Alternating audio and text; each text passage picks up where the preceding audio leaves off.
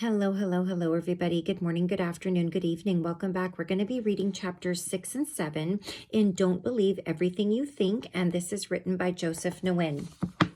Chapter 6 is titled, How the Human Experience is Created, the Three Principles. And here's our quote. If the only thing people learned was not to be afraid of their experience, that alone would change the world. Sydney Banks.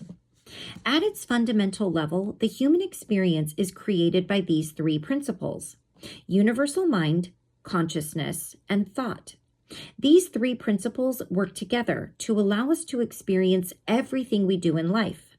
If one of the three is missing, we won't be able to experience anything. Sydney Banks first discovered these principles, and now I have the humbling privilege of sharing them with you. Understanding these three principles enables us to know how we can alleviate ourselves from our suffering, but also allows us to create from source. Universal mind. Universal mind is the intelligence behind all living things. It is the life force and energy that is in all things. It is how an acorn knows how to grow into a tree, how the planets know how to stay in orbit, and how our bodies know how to heal itself when we get a cut. It's how our bodies know how to self-regulate and keep us alive without us having to manually do everything, like breathing and beating our own hearts. The intelligence that knows how to do all of this and is in everything is called the universal mind. Many call this God, infinite intelligence, the quantum field, source, and other names. This is where thoughts come from and everything else in the universe. All things are connected by universal mind.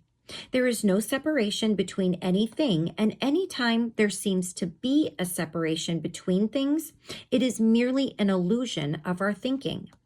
When we are connected to universal mind, we feel whole, fulfilled, filled with love, joy, peace, and inspiration. It is only when we begin thinking or believing the illusion of ego that we block this flow of universal mind and begin to feel separated, frustrated, lonely, angry, resentful, sad, depressed, and fearful. Universal consciousness. Universal consciousness is the collective consciousness of all things. It is what allows us to be aware that we exist and aware of our thoughts. Without universal consciousness, we wouldn't be able to experience anything. Our five senses would be useless because there's nothing to be aware of. This is what brings things to life and makes them perceivable to us. And then we have universal thought. Universal thought is the raw material of the universe from which we can create from. It's the object we can perceive through consciousness. Without thought, we would have nothing to be aware of. Thought is like the DVD that contains all the information for us to watch the movie on the TV. The TV and the DVD player are like consciousness. They allow us to have a mechanism to bring the information on the DVD to life so we can watch and experience the movie. The electricity needed to power the DVD player and TV is like universal mind, in the sense that it is the invisible energy/force that connects and powers all things. It is the source from which everything can work and function. Chapter 7. If thinking is the root cause of suffering, how do we stop thinking? And the quote, a crowded mind leaves no space for a peaceful heart. Christine Evangelou. Heaven and Hell, a Zen Parable. I'm just going to fix the binding on this book because it's a little tight right here. A tough, brawny samurai once approached a Zen master deep in meditation. Impatient and discourteous, the samurai demanded in his husky voice, so accustomed to forceful yelling, "Tell me the nature of heaven and hell." The Zen master opened his eyes, looked the samurai in the face, and replied with a certain scorn, "Why should I answer to a shabby, disgusting, despondent slob like you?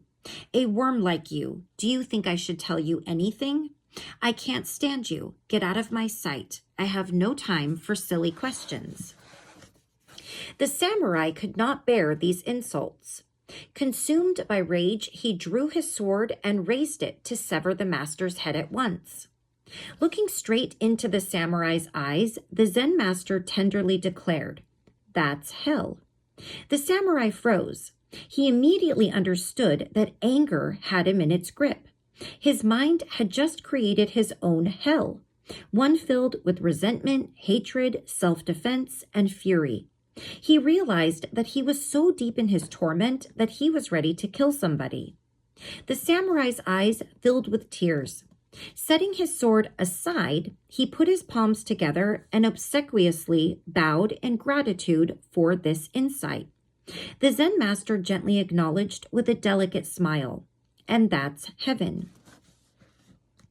It's not possible to just entirely stop thinking, but we can reduce the time we spend thinking so that it gets smaller and smaller each day that passes. Eventually, we can get to the point where we spend most of our day not caught up in our thinking and live in a blissful state most of the time. When we say that we want to stop thinking, many people assume that we are trying to stop all thoughts in general. This isn't what we're trying to do. Now that you know the difference between thoughts and thinking, we are working on allowing thoughts to come and flow through us while we minimize the thinking about those thoughts that emerge. The most interesting and almost paradoxical thing about stopping our thinking is that we don't have to do anything to minimize it other than to be aware of it. By us becoming aware that we are thinking and that it is the root cause of all of our suffering, it automatically makes us conscious to that fact, and we become detached to it, allowing it to settle and pass. This takes almost no effort and is done through pure presence in the moment. That did happen to me earlier today. I was driving in the car going to get my daughter from school, and I had a really sad thought. And immediately I said, that is just a thought. I do not have to entertain that thought at all. And it was like the thought was easier to just allow me to let it go away. And I haven't done that in a long time. I know that I tried to master what I say and certain thoughts about, maybe negative thoughts about myself or others, but this was a different kind of thought. This was one of those thoughts, and I don't know, I'm sure everyone has had them, where you think something so awful, you can't even believe that you thought it. And it's not necessarily something violent or something, it's just a really horrible thought, and there's no reason to think it, but it comes into your head anyways, and it normally does not match anywhere where your line of thinking would ever lie. And I made a conscious effort to just say that is just a thought and I don't need to entertain it. And it made it so much easier to just then let it go, like a cloud passing by in the sky.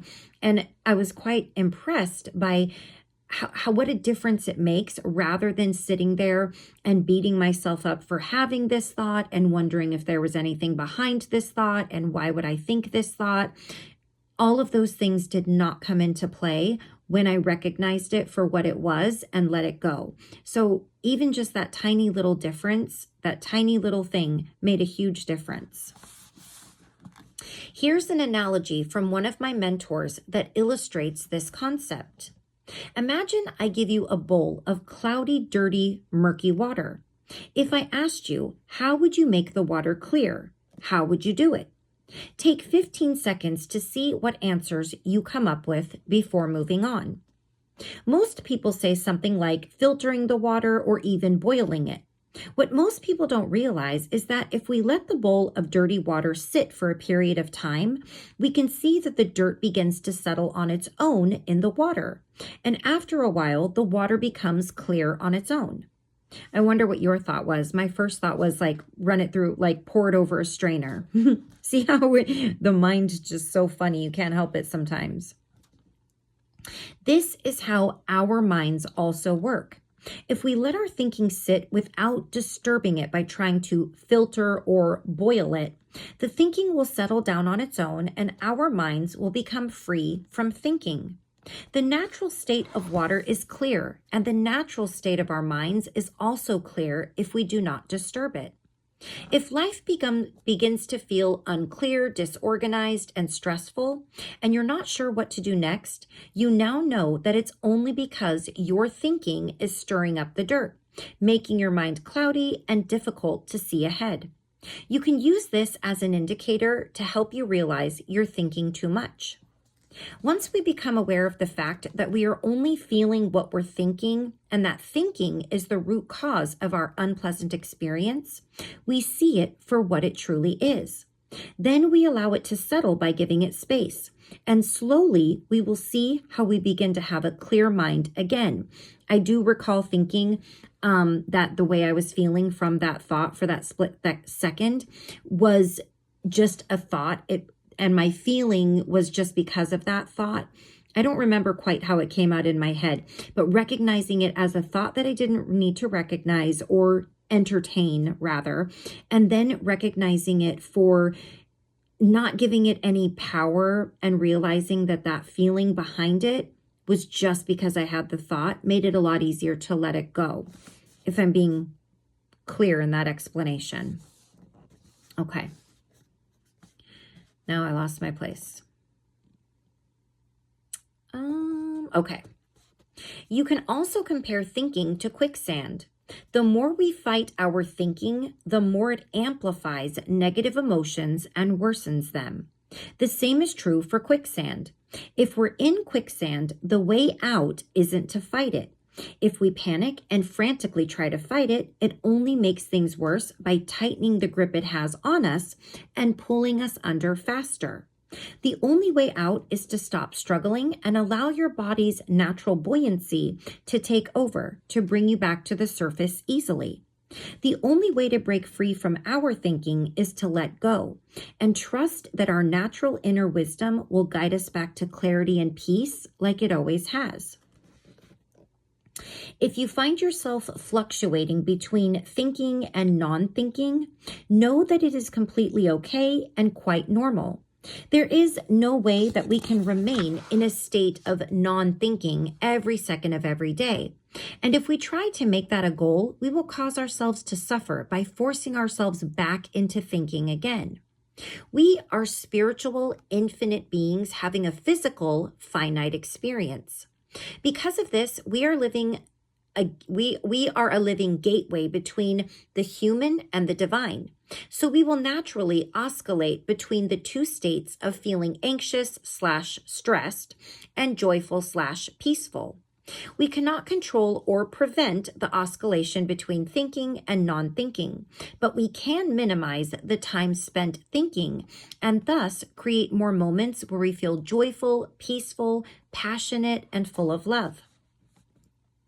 Although not being able to control when we begin to think can seem like we are cursed with an inevitable fate, it is not something to worry about because we can always return to the state of non-thinking. It is just a part of our beautiful human experience. What can give us true peace is knowing that we always have this state of pure peace, love, and fulfillment underneath any thinking that we may have. Sorry, this is broken up really weird down here, that we may ever have at any given moment. That beautiful state we always want is something we can never lose, but only forget. But just because we can forget it doesn't mean it's not there. Just like when it becomes night and the sun sets.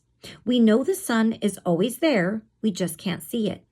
If we think when the sun sets that it may never come back, then understandably we will have a lot of anxious and fearful thoughts. The same is true for our state of being. We are ever only one moment away from remembering that we always have that infinite well of clarity, love, joy, peace, and fulfillment. We will forget sometimes, but when we do remember and realize that we are caught up in our thinking when we experience negative emotions, that alone will allow us to return home to our natural, beautiful state. All we have to do is remember it. Know that this is just our thinking and have peace knowing that the sun is not gone forever and will rise again soon enough. Having that understanding will also allow us to appreciate the nighttime for its existence and role in the universe. From that, we can see how it is meant to be a part of our human experience and begin to cherish its beauty as much as the sun. All right. So we will stop there. And chapter 8, which we will read in the next video, we're going to read, it's titled, How Can We Possibly Thrive in the World Without Thinking? And then our next chapter, which is, I think, a little bit longer. Yeah, so we'll definitely be reading just 2 chapters in the next video. So chapter 9 is titled, If We Stop Thinking, What Do We Do About Our Goals, Dreams, and Ambitions? All right. So I'll make sure that I set my place this time. Thank you so very much. Whoops, that's backwards. Thank you so very much for joining me. I apologize if I'm not on top of my game. It's been a very long and busy day, and it's pretty late here and I'm tired, but I really wanted to come on and make another video because I love reading these to you guys, and I am particularly enjoying this book. Even though we've only been reading it for a short amount of time, I have put a few of these little exercises into practice, as I think I always try to do whenever I'm reading a book with you guys, because why not? I mean, if I'm reading about it and it interests me and it's something that I can do, why not do it if I have the time to? And a lot of these are pretty easy to try to implement into your daily life if you're thinking about it and if you want to. So until next time, please take care of yourself. Please take care of those around you. I love you all very much. I thank you so much for joining me, and I appreciate it so much. I'm so grateful for even just one person finding interest in this content and gaining something from it. So anyways, I will see you all again very soon for chapter 8 and 9, I believe. And until then, take care. Bye-bye.